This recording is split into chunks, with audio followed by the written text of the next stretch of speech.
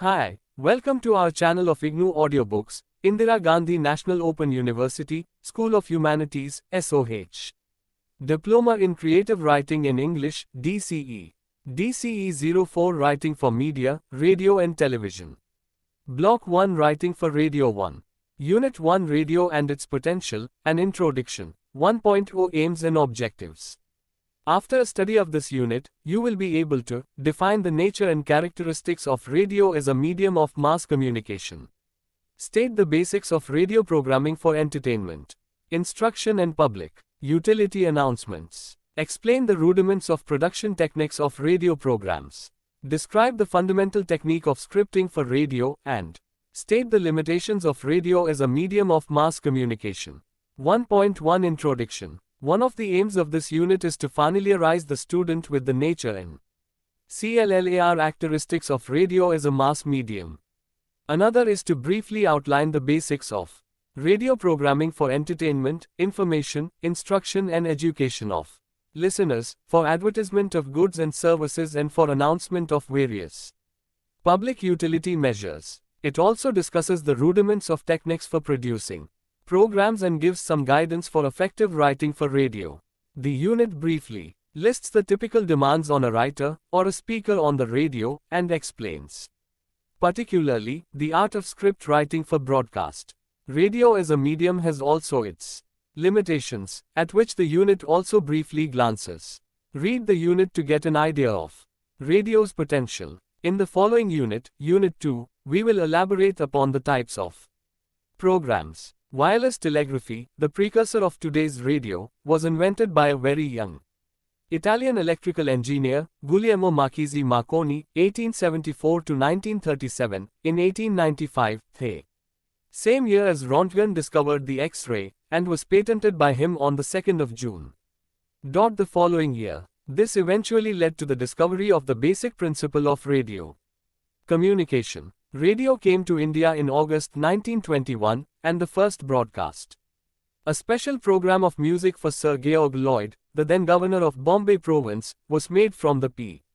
called Indian Broadcasting Company with stations at Bombay and Calcutta. It came into being on the 13th of September 1926, as a result of an agreement with the government. On the 23rd of July 1927, the Bombay station of the company started to function, marking the beginning of organized broadcasting in India.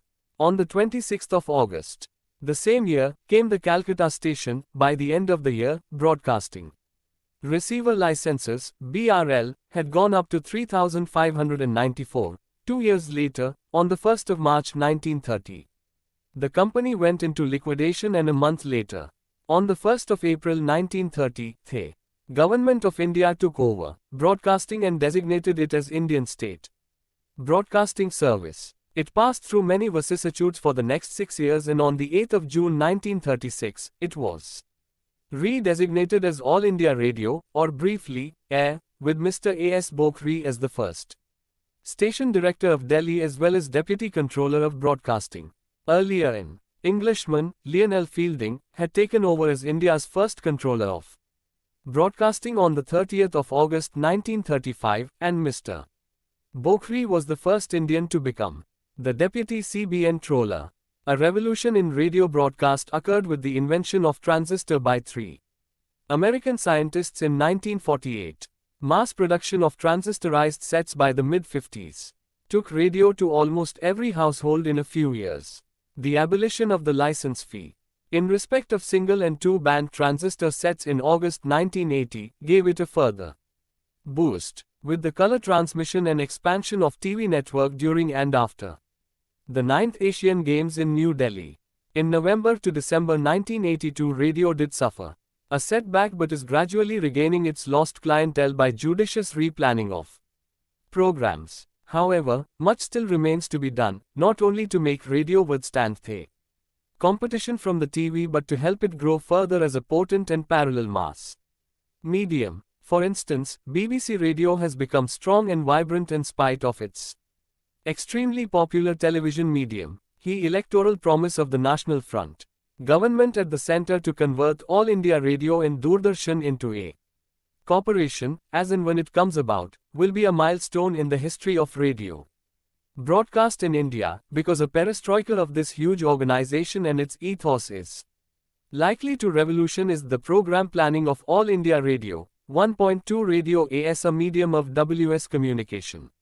Mass communication, sulfating as an American concept in the early 60s in the writings of Wilbur Schramm and other media experts, has, in 3 decades since. Revolution is the impersonal communication and its technology. Before the term became popular, there were, of course, various modes of mass communication: public lectures and demonstrations, cinema, radio and TV, but an intensive research into the social and psychological dynamics of communication gave precision and a new lease of life to mass communication techniques. Of the various modes of mass communication, radio is still the most immediate and widespread in India. Take for example 16, a major train accident. If it has occurred after 01:00 HRS at night, it will be known to readers of newspapers the morning after next. That is, 2 days later or after about 30 hours. Even on Doordarshan the accident will fed way in the morning news about 7 hours later. But it would go in an external news bulletin of air within an hour. If an agency report on the accident lands in the general newsroom in New Delhi instantly, in about 5 hours, the news gets across the country through its first home news at 06:00 HRS, Hindi, and 06:05 HRS, English. Men hourly home news bulletins will be introduced after midnight hopefully. In a short while such news will get across even faster, albeit to a small number of listeners who would keep awake. Thus, as a medium of mass communication, radio is still the fastest in India and has the most widespread reach.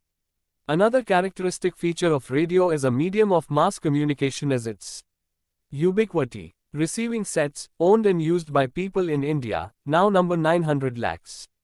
As against 185 lakh sets, in the peak hours, from 1800 to 2000 hours, over 50 lakh people are listening to one or the other broadcast from All India Radio, from Delhi, or from a regional station. As a medium of mass communication, radio has also many unique features, some to its advantage, some not. It is an audio medium, and with the invention of stereophonic recording and frequency modulation, FM, it brings sound waves to listeners in utmost perfection. Newer technology and circuitry have also improved radio listening to a great extent in recent years.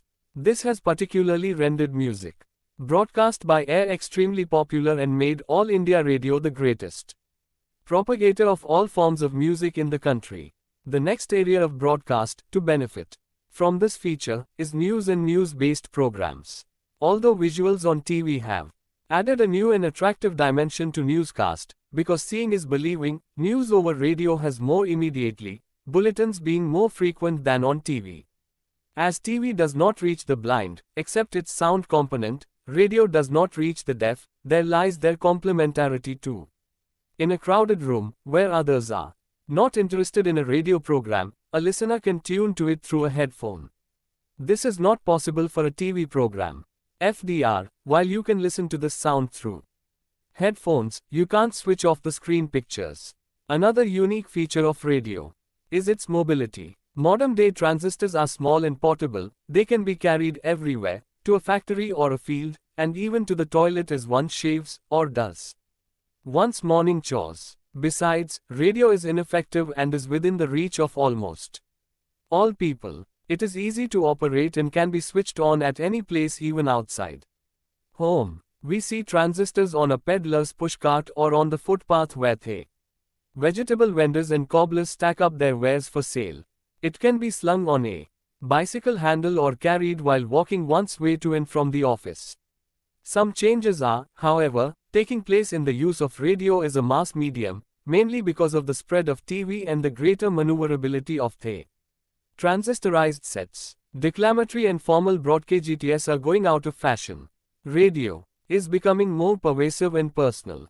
The difference between TV viewing and radio listening in India is that while a TV program is normally viewed by a number of persons at a time, in one place, radio, because of its relatively lesser price and easier portability and availability, can be listened to by hundreds of single individuals at different places. Community radio listening has become a matter of the past. In this changed ethos, broadcasting techniques are shifting emphasis from mass communication to personal communication, as if it is treating every listener separately. The you in radio program is no longer the plurality but the single person who at the moment may have tuned in. The change is already well established in foreign radio stations but is gradually coming to all India radio and would stay when it fully arrives. 1.3 Characteristics of the radio medium. Before discussing the characteristics of radio as a medium, let us begin with an understanding of its hardware technology. The passage of alternating current through a conductor causes a loss of energy because of electromagnetic radiation. This radiation, or radio wave as it is called, traveling with the speed of light, 86,000 miles, i.e. 2,936,000 km per second in air, induces in any conductor placed in its path an alternate current similar to that which originally flowed in the transmitting aerial. This current is amplified and received through an appropriate receiver. The characteristics of radio as a medium flow from this hardware technology as much as from its software socioeconomic status. For example, radio is distinct from TV in India in being more widespread. More people and homes own radio receivers than TV sets. Radio is less glamorous and riveting than TV because of its being cheaper and therefore having less of so-called status value. It is so also because of its exclusively audio technology, whereas TV brings a variety of visuals and in costly sets. In color, radio has gone stereophonic on its frequency modulation, FM, band. Although this elitist technology is available only on expensive sets and for a very short duration, there are various gadgetry in TV sets like remote control and picture-in-picture etc., which are technologically out of place in radio. So much for the contrasting characteristics of radio and TV.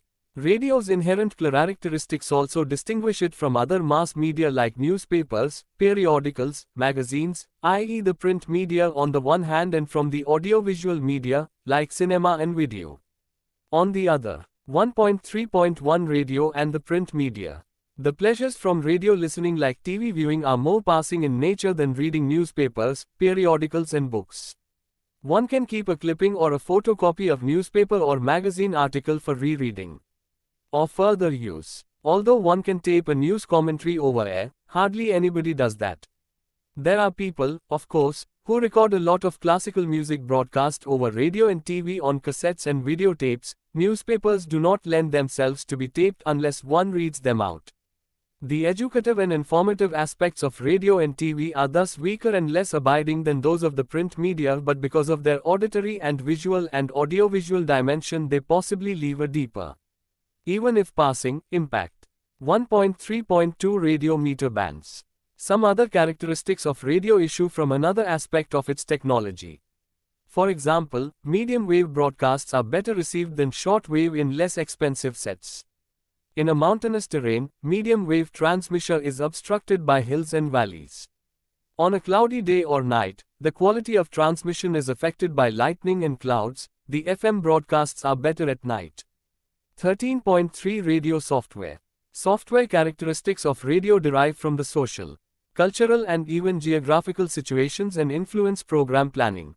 For instance, while Calcutta station of air carries a heavy chunk of Rabindra Sangeet, Lucknow broadcasts more thamras, khals, ghazals and other forms of Hindustani classical music. Radio drama differs widely in content to cater to the cultural and social ethos of each region, and uses the region's language and dialects. There are more of news and news-based programs from Delhi than from regional stations.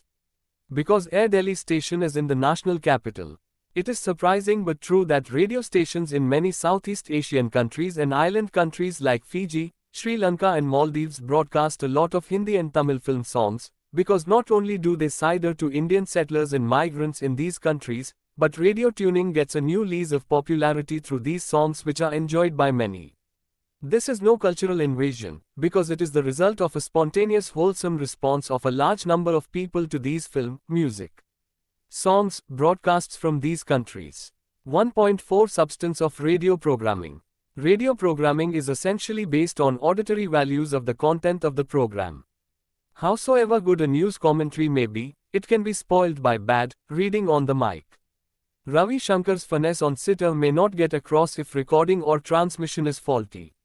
With this basic condition in mind, let us briefly glance at radio programming for providing entertainment, information, instruction or education and at the basics of commercial broadcast and public utility. Announcements. 1.4.1 Entertainment. It is not easy to separate entertainment from information or education. For example, film songs which ostensibly entertain, also educate a deep and careful listener about the trends and socio-economic milieu through the words of the song. While programming entertainment broadcasts, certain things are kept in mind. The first is the quality of entertainment which in a mass unrestrictable listening, should be of good taste and not smack of communal, casteist, chauvinist or any other kinds of bias. In a free society like ours, which is often prone to communal, ethnic and secessionist violence, entertainment matter for radio broadcast has to be carefully chosen. The matter can be of mass appeal, like film songs over Vividh Bharati, or of restricted, even elitist, specific interest like Hindustani classical, or Western classical music, or high-level informative programs like Spotlight and Current Affairs. Produced by the News Services Division. 1.4.2 Information.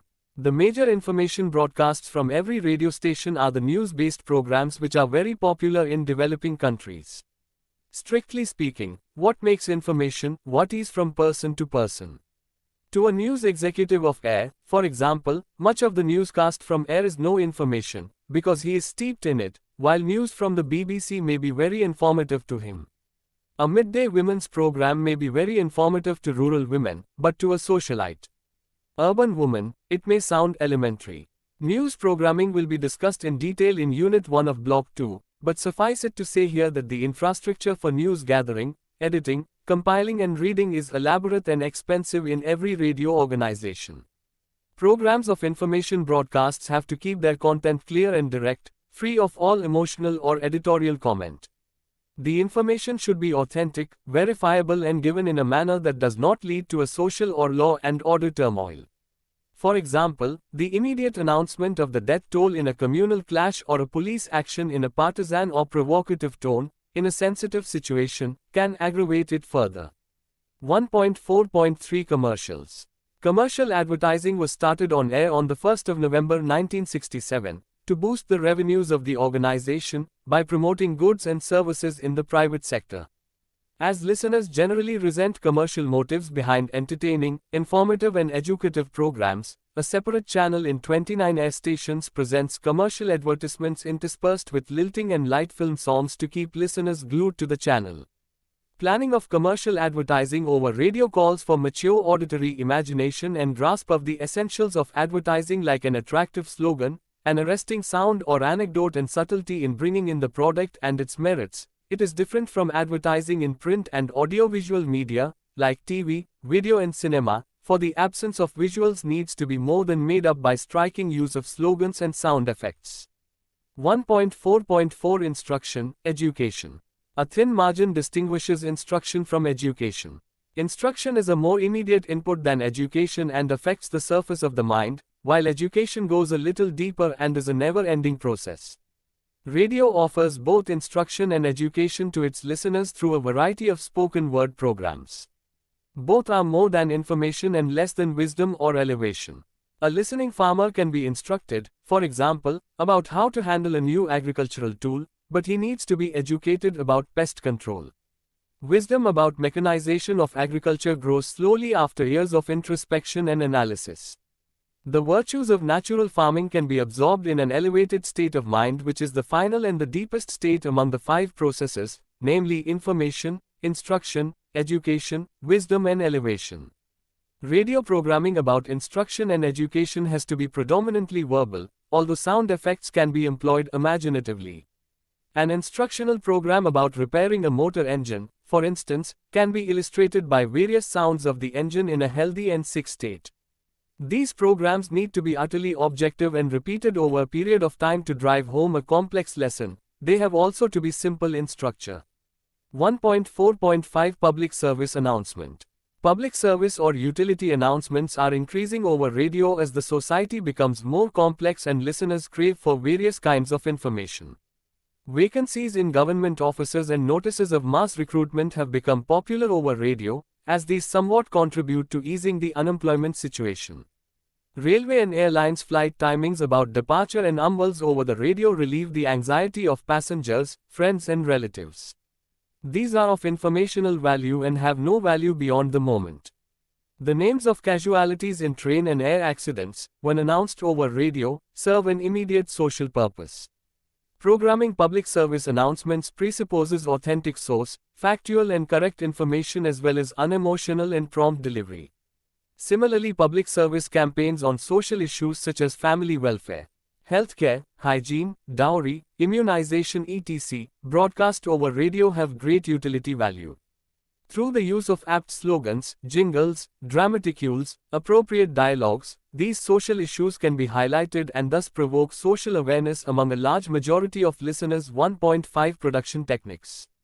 Production techniques have evolved a great deal since radio was invented by Marconi.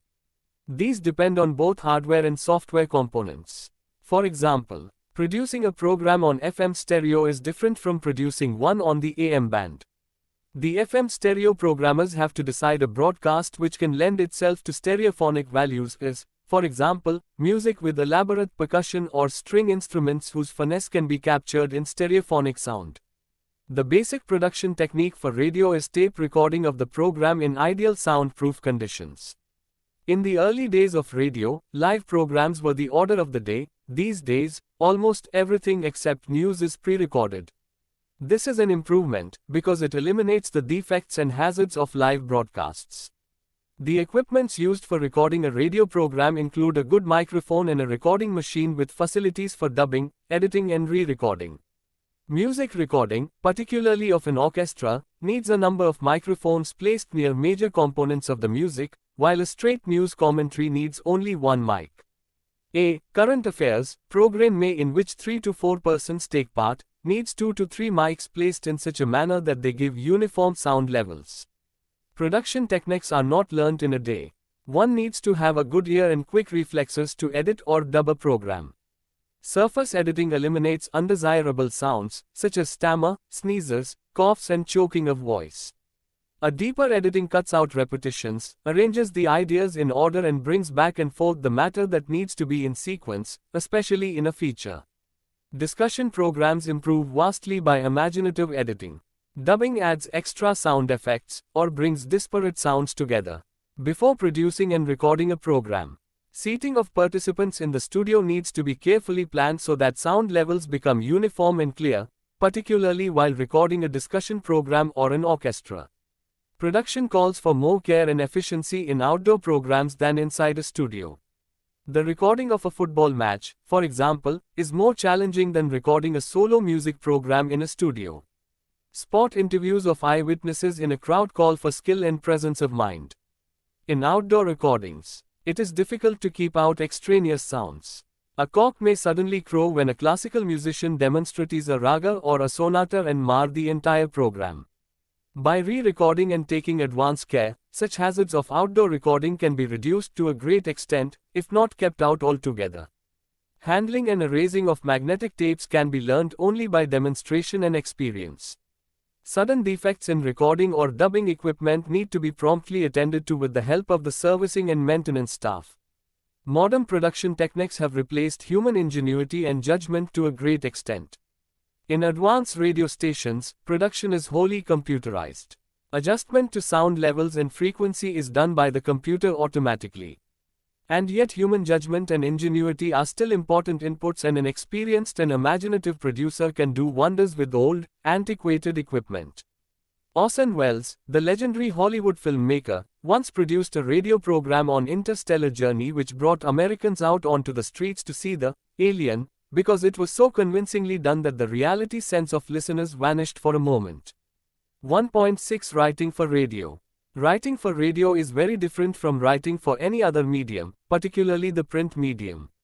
Many good writers of books and newspaper articles have fared badly when called upon to write for, or speak on the radio. On the contrary, many good writers or speakers on radio have done equally well in the print medium. George Orwell, Dylan Thomas, Rudyard Kipling are well-known examples. 1.6.1 Broadcasting demands on the writer.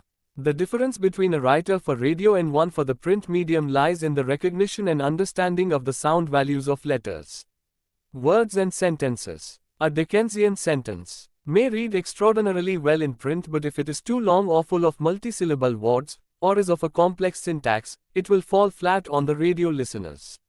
It required Charles Dickens' special talent to read them equally well.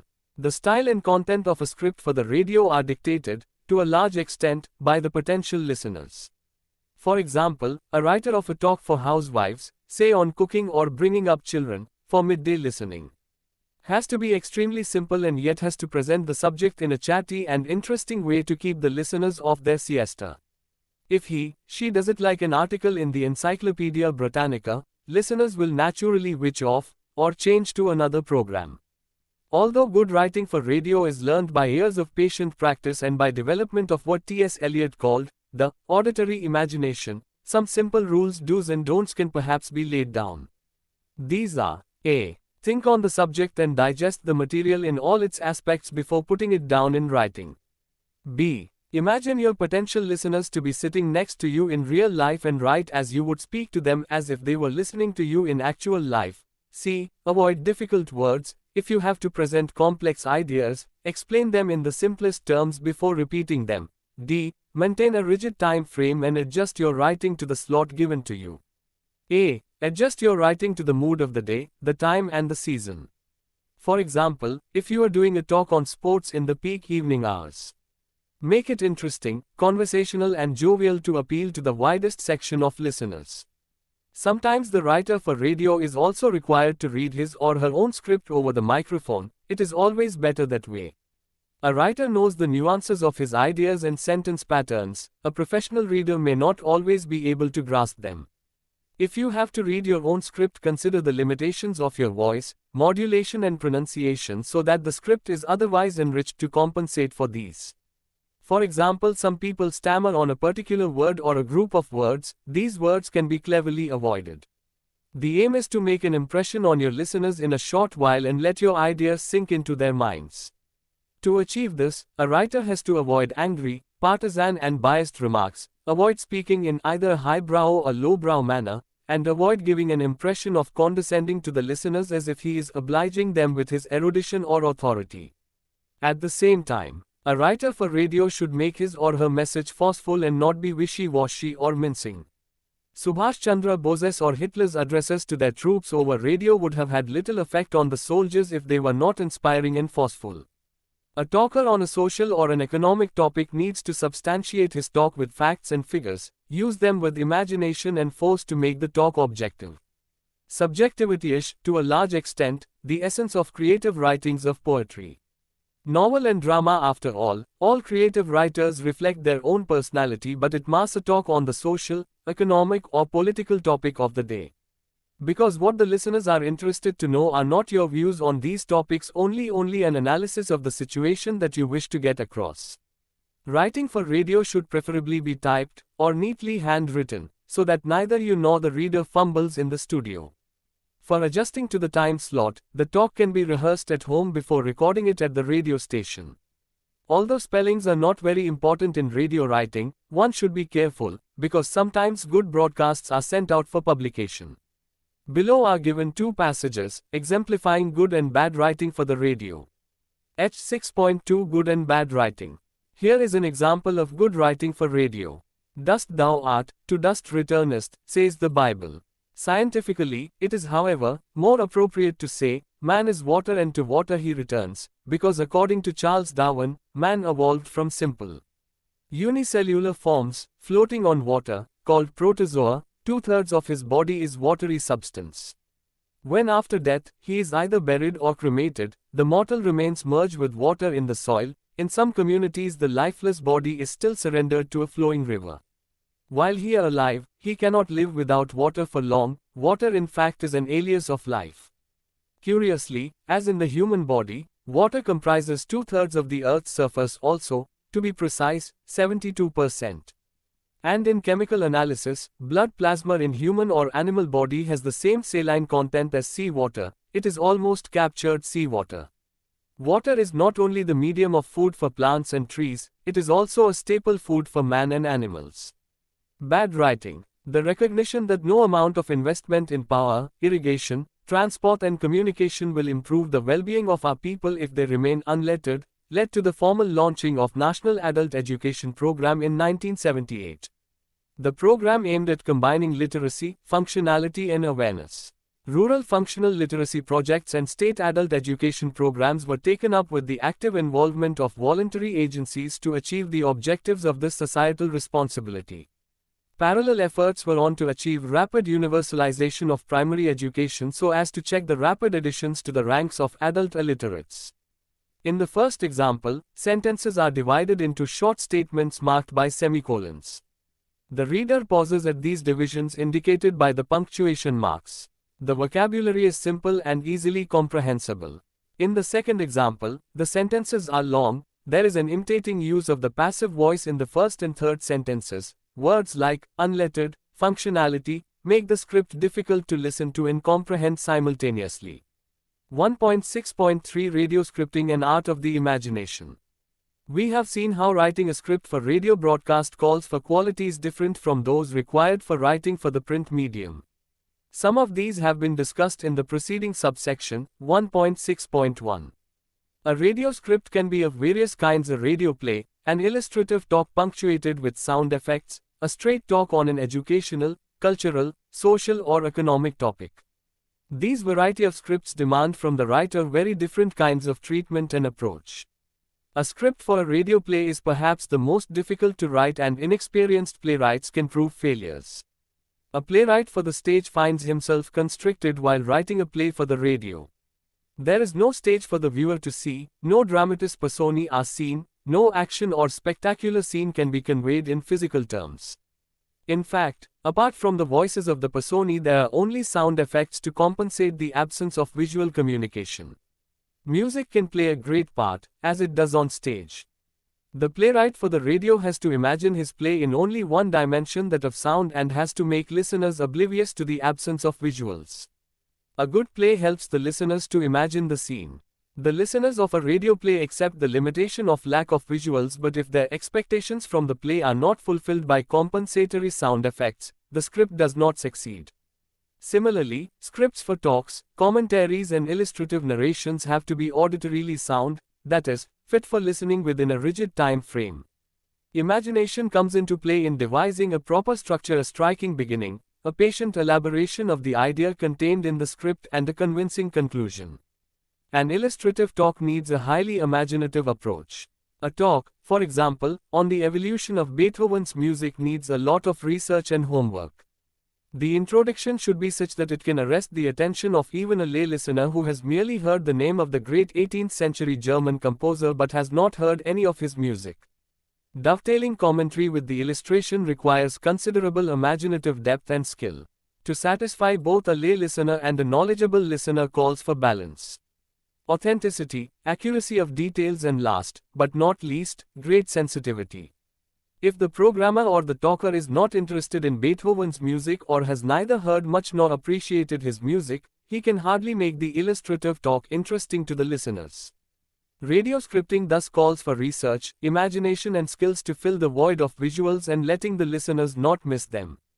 1.7 Limitations of radio medium. Limitations of the radio medium are not so much inherent as flowing from its comparison with other mass media. For example, before the invention of television, listeners of radio never missed the absence of visuals. The limitations of the radio, flowing from its very nature, have been accentuated in the public mind after the spread of the TV. Some other limitations were, however, there before the invention and spread of the TV. For example, radio programs are auditory, and unless a listener has recorded them, they cannot be replayed for renewed entertainment or deeper education. Even information given on radio can be missed or misunderstood if it is not repeated. A listener can miss an important, to him, information if he is engaged elsewhere, but if it comes out in a newspaper, he can collect a copy and have access to it. Whatever be the role of radio entertainment, information or education, it is often transitory if the listener is not too attentive or receptive. Although a good talk or a musical program on the radio can make a lasting impact on a receptive listener, the limitation remains, because it cannot be replayed unless the station chooses to rebroadcast it after some time. Many radio stations do rebroadcast many of their popular programs. Calcutta station has been broadcasting, over the years, an extremely popular musical program called Mahishashur Mardini on the morning of Mahalaya, ushering in the 5-day worship of goddess Durga in autumn. It never tails on the Bengalis. When another version was produced and broadcast during the emergency, 1975-77, there was uproar among the public and the station had to broadcast the earlier version, some days later. Ordinarily, however, when a good program is missed, or is not heard to satisfaction, it cannot be retrieved. Newspapers, video and TV have an edge over radio in these respects only in repeatability and visual appeal. Although these are limitations for the radio, the medium also compensates its clientele in many other ways. 1.8 SUMMING up. To sum up, radio has ample potential as a mass medium, and much of this has been harnessed in more than half a century of its existence in our country. Its widespread occurrence in urban and rural India, and its unabated popularity in rural and backward areas, where newspapers and television have not yet reached, are still enormous. At a small cost and smaller recurring expense, a whole family can be entertained, informed and educated in such ample measure as no other mass medium can give at such a price. Radio's potential reaches not only the economically backward or poorer people, it is still prized by many sections of the urban and rural intelligentsia. Precisely because it does not distract through visuals. Television has earned the nickname, idiot box, in the West, radio has not earned any. There are certain kinds of programs where visuals are not only unnecessary but actually irritating and disgusting, e.g., in classical music programs, both vocal and instrumental, or vocal music concerts in which the emphasis is on the words and not on the singer, and similarly, in serious talks and discussions where the emphasis is on the content more than on the speaker. Radio still thrives on the psychological principle that when only one sense is engaged, the message goes deeper than when more than one is involved. Seeing is believing, but hearing only has its own sensory compensation in inducing greater absorption than does the visual or audiovisual media. Thank you for watching. We will see you in the next video with the next chapter.